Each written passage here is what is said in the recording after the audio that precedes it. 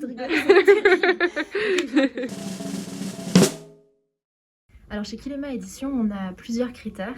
Le premier, c'est de trouver des œuvres qui sont dans la culture commune. Donc ce qu'on entend par culture commune, c'est des œuvres qui créent du lien, qui font partie de notre patrimoine littéraire.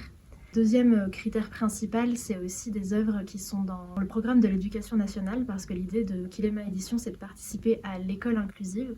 Et pour ça, on veut proposer des supports pour les professeurs, pour les gens qui doivent lire des livres en classe et qui n'y ont pas accès parce que le livre original est trop difficile. Les derniers critères sont des critères plutôt techniques.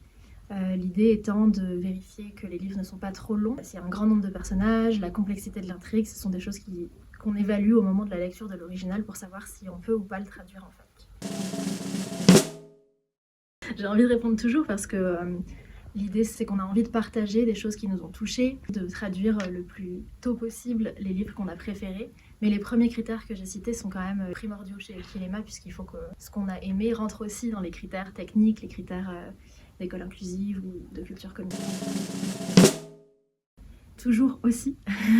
Il y a toujours des droits d'auteur et c'est vraiment primordial pour nous d'avoir le soutien de l'auteur ou de l'autrice car nous on souhaite rendre accessible son texte à un public qui est empêché de lire. Il y a un cas où ça se présente pas, c'est le domaine public, donc on traduit aussi des œuvres qui sont dans le domaine public et qui font partie de la culture commune.